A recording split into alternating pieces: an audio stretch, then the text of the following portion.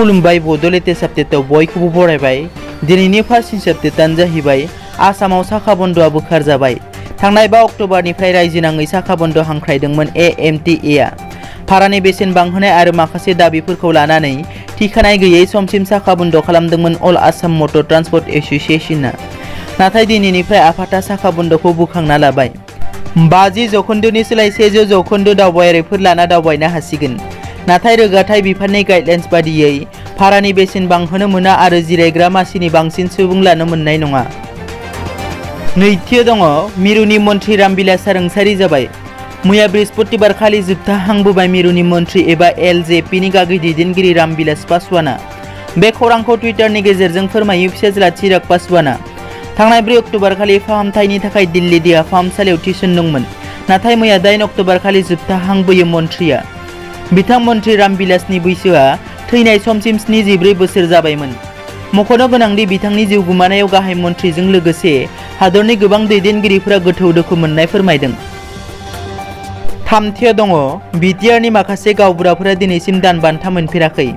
रायजो सरकारा केबिनेट जथुमनि गेजेरजों गामि गोराफोरनो दानफायाव 6,500 रां दान बान्थाखौ बारायना दानफायाव 9,000 होगोन होननानै थांखि लानायखौ दुलाराय बिटिसिनि गावबुरा एस'सिएशनआ बरायदों। नाथाय दिनैसिमबो दुलाराय बिटिसि गंब्रै जिल्लानि गेजेराव उदालगुरि आरो बाक्सा जिल्लानि सरकारि गावबुराफोराल' दान बान्था मोनो।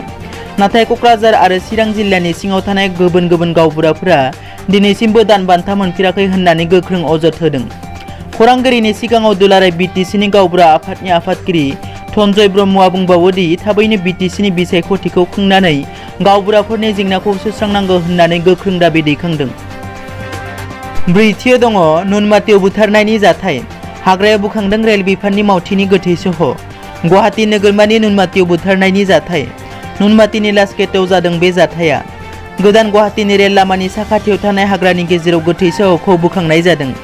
बोखांजानाय गोथै सहखौ रेल बिफाननि मावथि होननानै मिथिनो मोननाय जादों। मख'नो गोनांदि गोथै सह मोननायखौ लानानै ओनसोलनाङै गिखांनाय थासारि सोमजिदों। खौरां मोननाय बादिब्ला थांनाय हराव जिउ खोमानाय सुबुङा खामानियाव फैदोंमोन आरो बे बोखांनाय गोथै सहखौ अभिजित आनन्द होनना सिनायना मोननाय जादों। बाथियाव दङ रिपाब्लिक टिभिजों लोगोसे मोननै टिभि चेनेलनि बेरेखा मुम्बाइ पुलिसनि नायबिजिरनाय।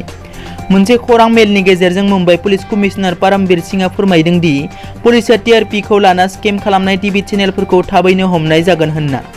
बिथाङा दासिम मोनथाम टिभि चेनेलफोरखौ सिनायना मोन्दों आरो बेफोरनो जादों box office cinema, Republic TV आरो फक्ट माराठी। कमिशनारआ दाय होनाय बादियैब्ला बे चेनेलफोरा बै जर'खा नखरफोरखौ रां होनानै गावबा गावनि चेनेलफोरखौ टिभिआव रावबो थायाब्लाबो सालायनानै दोनलांनो हायो होनना। ब्रडकास्ट अडियेन्स रिसार्च काउन्सिलआ हप्ताफ्रोमबो टिभि चेनेलफोरनि टिआरपिनि पइन्टफोरखौ भारतआव फोसावो। पुलिसआ बुंबावो दि बे टिआरपिनि स्केमाव बिआरसिनि सोद्रोमाफोराबो लोब्बा दं होनना। दिनैनि रादाबा एसेनोसै। नोंथांमोना जुदि आंनि चेनेलखौ दासिमबो साबस्क्राइब खालामाखै, अन्नानै साबस्क्राइब खालाम। गोजोन्थों।